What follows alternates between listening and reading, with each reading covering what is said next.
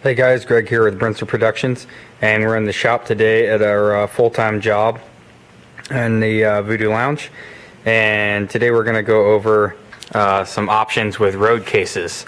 We did another video on how to build what we call an economy style road case, and this is kind of just another overview comparing those to a Pro ATA case. And we got a couple of emails and comments, people thinking that it wouldn't be strong or it wouldn't hold up. Now, so I'm going to show you some other options of what you have to build other than a full ATA case, and to show that they will hold up if you build them right in the example that we did in the how-to video. So the first option, this is a custom built case. This is an ATA case, and ATA is a full Pro flight rated. These will last in a semi-truck on a 2 or 3 year long tour. These can also be loaded into aircraft and carried, which is why they're called a flight case. So these are durable enough that if you had to ship things overseas for a show or a concert, the Pro world would use cases that are this durable. This is an example here. And if you had to ship equipment on a plane, these would hold up in cargo as well. So pretty much the highest quality case you can get is ATA flight rated case. And so you see with these, they have all of the extra hardware, the laminate covering over them. They have the corner extrusions, which is all the aluminum that goes all the way around. So you have every corner has that wrapped. Then all your professional latches and handles. Here's an example of the case open. So what these house is a high-end Systems DL2. It's about a $20,000 fixture. That was about 5 years ago. Today you can find them used for a lot cheaper than that. But just to show you, the kind of case you get to hold something like that. And so these would be equivalent to the modern day DL3, which they have out now. These are the predecessor to those. These came out back in about 2005. But when you have a $20,000 piece of gear, you spend about $1,000 on a custom built case like this. So you see these have all this foam and blocking in and the shelf to hold them up. And this is the 3-piece case. That's the caster plate right there on the bottom of the wood that you see. So the rest of the case looks like that when the lid goes on the side. So that's how it looks open. And so that's what a professional custom built case looks like. And like I said, if you're buying $20,000 gear, yeah, you definitely buy a case like this. Also, if you have a professional console, like a $25,000 to $30,000 to $100,000 console, a case for a console like that, for an audio console or a lighting console, is going to cost you about $3,000 to $5,000 for a Pro ATA road case. So Pro World stuff, yes, they're spending that kind of money. Now, talking about work trunks now, and what we showed in ours, in our how-to video, was what we called an economy style work trunk or road case. So you can buy an ATA road case. The Pro end of those is about $600 to $1,000 for a trunk like this style. It would be laminated and all that, and have all of your aluminum corners and things like that. The cheaper end are about $300 on eBay, but they're not as strong as what like the Pro ATA cases are, and they probably won't hold up as well if you're spending that kind of money. So this option here, these are the exact same we have shown on our how-to video. Go check that video out if you have not seen it. So these are road cases that we have here that are built out of plywood. And we don't do any of the laminating or anything because if you're not going in a semi-truck, you really don't need all the extra support on those. So we showed how to build one of these. And you can see here they have all of your corner straps like this to help hold it up. But the rest, this is this plywood, either nailed together or screwed together. They are also glued together. These here were made with a professional brad nailer. In our video we showed you how to do this with screws, so if you don't have all those air tools, you can do this with screws. Also, in the how-to video that we show, we did all of our hardware with rivets, but here's another option to do, and these are just using your little finishing screws. So buy them and about the thickness of the wood that you're using, and then when you put your hardware on, it'll have that extra thickness that it goes through, so it won't stick out the back side. So if you're using 1/2-inch wood, get a 1/2-inch screw, and you should have just enough extra space taken up by your hardware that it shouldn't stick out on the back. And you can always experiment if you have a problem with it, get a shorter screw. Here's a different style of latch. You can see on these have a little bit different butterfly instead of the full enclosed 2-piece hasps like you'll see on the Pro stuff. Here's another just simple latch you can get as well. So here's some other examples. So we had one video, or there was a comment on the video that somebody said, oh, it wouldn't last. They thought the lid was going to fall off and, you know, that it wouldn't hold up, and it would fall apart. All these cases here, like I said, we tested this example before we built ours and showed you guys how to do it. These have lasted 5 to 6 years, and these roll around inside the venue, and these will work perfect for regular trailers. Here's a whole shot here all the way down, so we'll show some examples of these here in a second. But these will hold up in a standard style trailer. You guys out there doing more amateur type stuff, hotel ballroom type things, and small bar shows and stuff like that. If you're working for a pro company, you don't need to worry about budgeting because you're probably just going to buy ATA road cases anyway. So for all you guys out there running your own side companies, this is the way to go, so you don't have to spend all that kind of money to buy ATA cases, and you still have a professional looking product to hold all your stuff rather than bags and milk crates and those little plastic totes and things like that. So here's an example. This one is all of our mic cable, 50 feet, 25 and 10 foot, 3 individual sections here. Then we also have drop snakes in here. If you see on these, you can do this option right here. These have been notched in, so if you have a dado blade on your table saw, you can cut a whole notch out, you know, to slide your dividers in.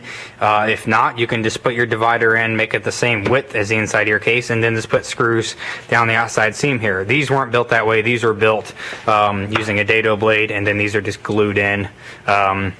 And you could stick a couple extra finishing nails in the end just to help hold it in. But the majority of the strength comes from it just being with the dado cut out and then it's glued in. And then this one has 4 90-degree stops on the back. The case we built only has 2. If we wanted to beef it up, we could go to 4, but this one is pretty solid. It doesn't flex or warp at all. It's pretty solid when you move it. And so this is, you know, if you want to make it stronger, you could do 4. So here's another example of handles as well. If you don't want to put handles on the side, you can just do this. You can just cut them out if you don't want to spend the money on buying a handle. They're usually about $5 to $7 a handle. So here's another money-saving option. Just cut a slit out in the side to put your hand in if you don't really want the spring handles on them. So there's that one. Here's one with another example of a spring handle, but these aren't the low profile ones. You can get the ones that you cut out and they mount flush in. These just bolt to the outside. They're still a spring handle, but they're not a complete flush mount, so it depends on what you want to do with your case and how you want to load it. If you don't care, these are a little bit cheaper, but if you want a full flush mount case, you can get those spring handles that will fit all the way in and flush mount, and you can rivet those in or screw those in as well. So this one here is another example. It's got a center divider. We have quad boxes in here. So that's these guys here to go to the Edison plug with 10-3 wiring, and we show how to build one of these in a similar manner in a stage stringer in one of our other videos.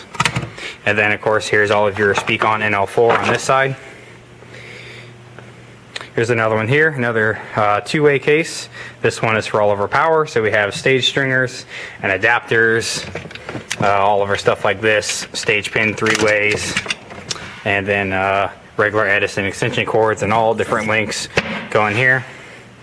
Here's another one example with a drop-in shelf. This is our lighting work trunk.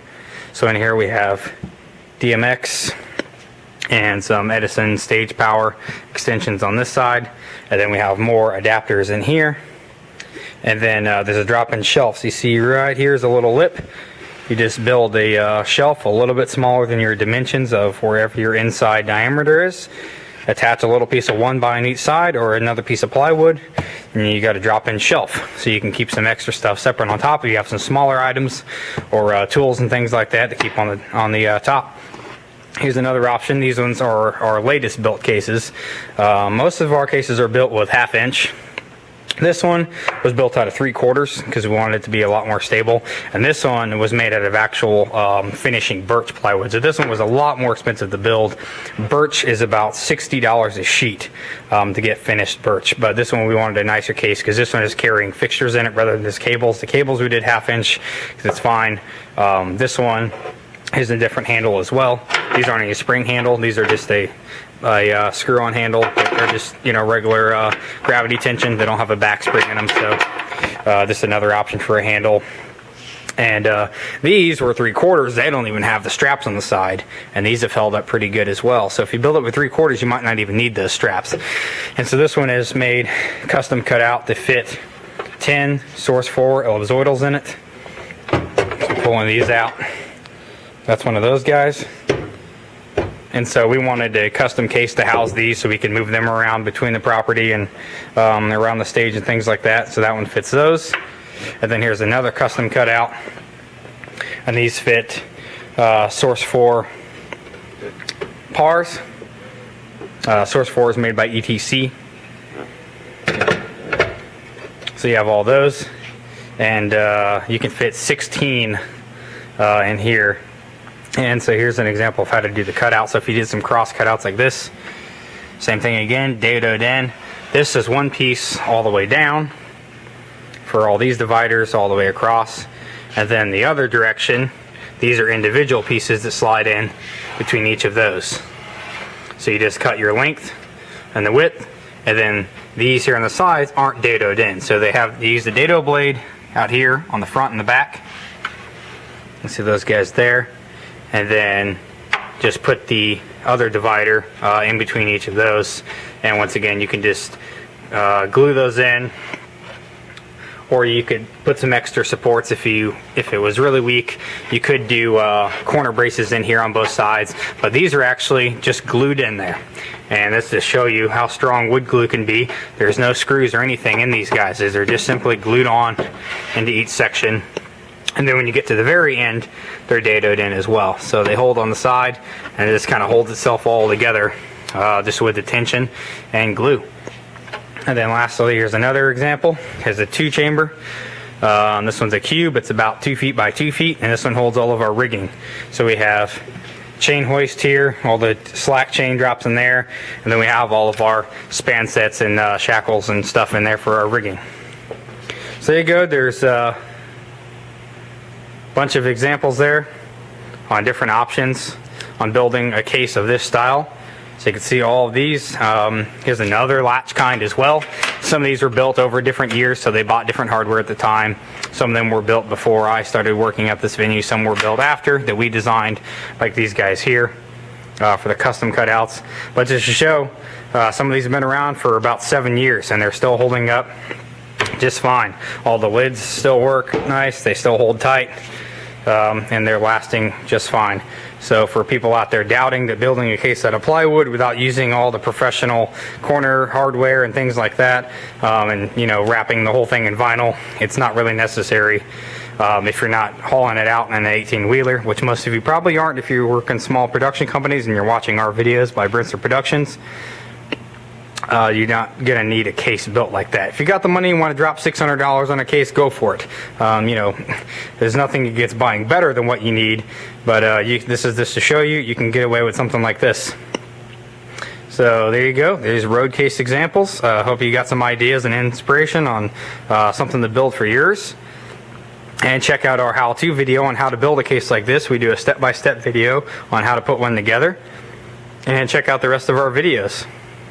For how-to videos, project ideas, and tricks of the trade, check out the Brinster Productions channel on YouTube. Real production advice from working professionals in the sound and lighting industry.